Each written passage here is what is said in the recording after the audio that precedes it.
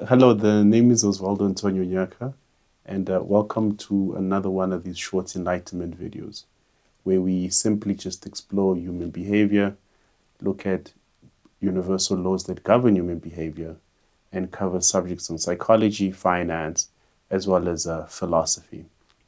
And today's principle, we're going to be talking about one of the principles that I really discovered about 3 weeks ago, and I've been trying to see how it actually influences human behavior and where does it actually go. So the principle we're going to be talking about is called hedonic adaptation, or you can just call it hedonic adaptation theory or hedonic adaptation philosophy. The hedonic adaptation theory or philosophy states that over time, we actually achieve a baseline of happiness. That means that whatever extreme positive you have or extreme negative that you have, over time, when you look back, count it up, and put it together, what happens is you're always going to go back to a specific happiness baseline. So that means that in reality, we've got a baseline of happiness that is constantly being maintained. And whenever we have an event that is extremely positive or we perceive it to be highly positive, we inject a high positive event to our happiness baseline. But then over time, that specific happiness that we instilled on there tends to go back down into that specific baseline of happiness. Or if we have an extreme negative moment or an extreme negative event that happens, over time what then tends to happen is that it tends to even out and then goes to that baseline of happiness. But what I want to do is we're going to go deeper and delve deeper into this philosophy or theory and actually change the meaning or the wording around the happiness baseline and just call that the integrated self or the integrated moments where you actually have the positive and negative being balanced out. And with this is the state where you're calm, where you're in a state of inequity, in a state where you know that you are in the present moment, where you're not being driven by either the extreme positives or the extreme negatives. You're in a state where everything is in balance. And because of that balance, you're in the present moment, you're in the present moment of being gratitude, expressing love. And because of that, you are in tune within yourself. I'm going to call that baseline that. But before we do get to that, we're going to talk about the brain function. There's something which is called a locus coeruleus. A locus coeruleus is one of these things that is found in the brain. It's a little blue tissue that's found in the brain. What that little blue tissue is responsible for creating different memories. And what that helps with, it helps us with define different moments in time because it's also linked to the hippocampus, the hypothalamus. These medical terms sometimes get to me. So what the hypothalamus does is that the hypothalamus is responsible for space and time. So the hypothalamus tells us where we are in space and time. And it helps us to tell us, for example, if we're in a specific room, say, for instance, we move from being in the bathroom to being in the kitchen and from being in the kitchen to the bedroom. So that helps us in telling us where we are in space and time. The locus coeruleus, however, what that does is it's responsible for generating differences in memory. So the locus coeruleus tells us that, okay, this memory now has faded. Now it's time for a new memory. And why it does that is because it's trying to bring out balance to our consciousness. Because what happens with consciousness, it functions as a river. It's continuously flowing, taking in everything. And if you're constantly taking in everything and you're not able to separate different events or different moments, what will happen is you would think that one moment is happening all the time. And you find this with PTSD patients that they're not able to separate different events or different moments. So what happens in them is that they are stuck in a specific event or a specific moment. And because they're stuck in that specific moment and event, they always go back to that. Every sound that they hear, whatever they see visually, represents a specific moment in time. So the locus coeruleus is responsible for those memory changes. When you have those memory changes, it helps you to define space and time. It helps you to then say, okay, we are no longer in this environment, we're now in the new environment. And when you study emotional triggers function in a similar way to when you got someone who's in a PTSD moment. So someone who's got these emotional triggers, what they will do is they will go to a specific moment in time, and in that specific moment in time, they would attach a high emotional charge to it, whether it be positive or negative. And because they've attributed a highly charged emotional state to there, what they will tend to do then is to divide or actually separate cause and effect. Because they've got that emotional bias, you'll then have this separation of cause and effect. What that will then do is they will say, okay, I had this event when I was 17 years old. And with that event, whenever something happens in space-time right now, they'll attribute today's event back to that specific event.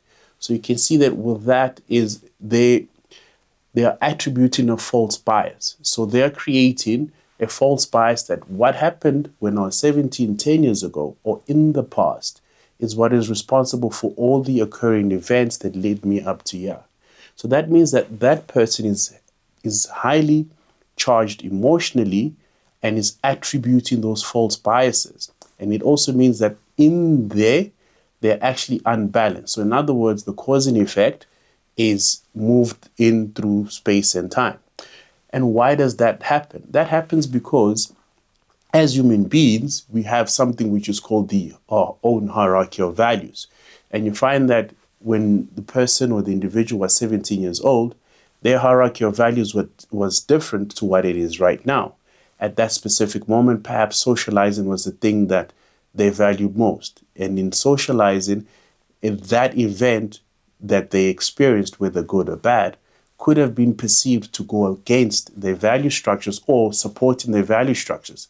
So that's why they have a highly charged emotional charge to that, because they believe that that specific moment in time either supported or challenged their hierarchy of values at that specific moment in time.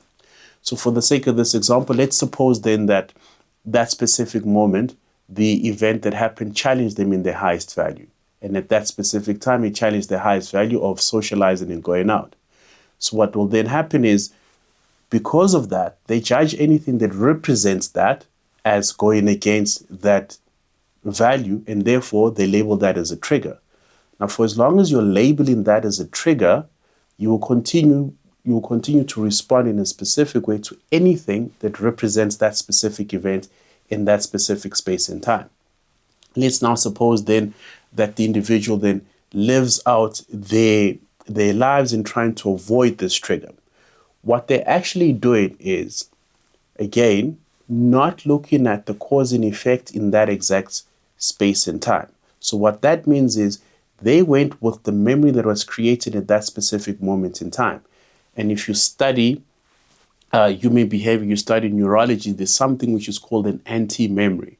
What happens with our brain is whenever we're in a situation that is highly charged because of the survival mechanism that we have in our brain, what that does is you would create a memory, but for every single memory, you would actually have an anti-memory that happens at that specific moment in time. But you will only remember the one memory that served you at that specific time that attributed to your survival, whether it be good or bad. So because you only remember one set of memory and the anti-memory is not there, you are actually in a state of not full consciousness. You're conscious of the one and unconscious of the other. So in this case, what will happen is the individual was conscious of the negative and unconscious of the positive, because they were perceiving that what they were going through is going against the hierarchy of values at that specific moment in time. So what we do, and this is one of the profound things that you'll find with our DiMartini method, is that our main aim, or the main aim of the DiMartini method, is to actually go in there and actually find the anti-memory. That means for every memory that was caused, or for the memory that was caused at that specific moment in time, we'll go in there and actually find the anti-memory, the equal and opposite of what they remembered. And the moment we find that equal and opposite memory of what they remembered, we actually cause, or we bring balance to that specific moment, because then what happens is cause and effect is equal in space-time. That means at that specific moment when the person was 17 years old, where they were perceiving that something was challenged in their highest value, we'll find at that specific moment in time the equal and opposite of the thing that was actually supporting the hierarchy of values. And the moment we do that, we then collapse and create that full event in that specific space and time. That now means that when the person now looks back at that specific moment in time, or the moments of perception, they are looking at it from a full consciousness view. That means they are conscious of the positive and conscious of the negative. So that brings a collapse to that moment and creates that specific event. Now, when the individual looks through the timeline, what they're now doing is they are now separating the event from the now. And they are then able to say, oh, that event occurred when I was 17 years old, and that barrier, or that event that happened when I was 17 years old, no longer has a barrier over what's in the present time. The moment the individual sees that, then the story changes. And once the story changes, the timeline in itself changes. And you'll find that the individual is now able to be in present time. And being in present time now means that you're no longer run by history, but you're now run by what you can do in the future. Because one of the things we find in psychology is that the moment you're run by something from the past, your power becomes limited, because in the past, the events that happen in the past are very limited. They have a starting point and an end point. And if you're run by something from the past, you don't have that internal power to change anything. Whereas if you're run by the present and looking towards the future, it's something that's unlimited, and it's something that you have the power to control. And once you actually change the meaning of what happened in the past, you're now able to come into the present time and have more control of what you can do right now, that it will influence the future. Now, what you want to do with this principle is actually look up hedonic adaptation graph. And in that graph, you'd actually see the baseline of that happiness. But remember, we recalled it the state of being in calm and or the state of being fully balanced. And you will find that with the time lapse within the graph, it will specifically show you that all of these events balance out sometimes. But what you want to do, and what I found to be most powerful, is that you don't have to wait for the time to actually be able to bring balance to yourself. You can actually do that by asking questions that bring balance to yourself. And that is by actually asking yourself, is if you perceive that a negative thing happened in the past, find out what the benefits were from that moment on until today, from the present moment until today. So what you're doing is you're using the hedonic adaptation graph to your advantage, because now what you're doing is you're balancing out the other side and bringing balance to all the time lapses in between, to the right here and the right now. And if you find that it was a positive that happened, find out from that moment on until today, what were the negatives that were associated with that. So now you're looking back at your whole timeline from a balanced point of view. So once you're then balanced and looking at the positives, negatives together, and they are aligned and together, you'll find that you're going to be more balanced in the right here and the right now. But also, you can also just balance out the actual moment when it does happen. Now, what you also want to do is to actually find out how that contributed to your current hierarchy of values. Because perhaps the very thing that challenged you when you were 17 years old is the very thing that gave your life meaning today. And anything that doesn't have meaning or a higher purpose, we tend to actually want to run away from, because we see that as it's not serving us.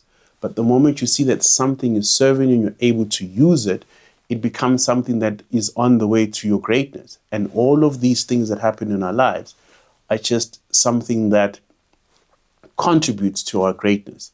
They are things that make us who we are. And when you use meaning and when you use your mind in the correct way to see that there's a balancing point with whatever it is you do, it'll always return you back to that balancing point. Then you begin to be in control, because no matter whatever happens to you, whether good or bad, you're not run by the emotions of good and bad, but instead you're run by the mission and vision of what it is that you want to accomplish. So for today's principle, it's simple. Just look up hedonic adaptation graph and see the fact that over time, you'll end up being balanced. And if you've got anything that you're highly infatuated with or highly resentful towards, just pull out the equals and opposites of that. And just balance yourself out and don't wait for time to give you the wisdom, but instead bring wisdom to the events that have happened in your life. Thank you so much.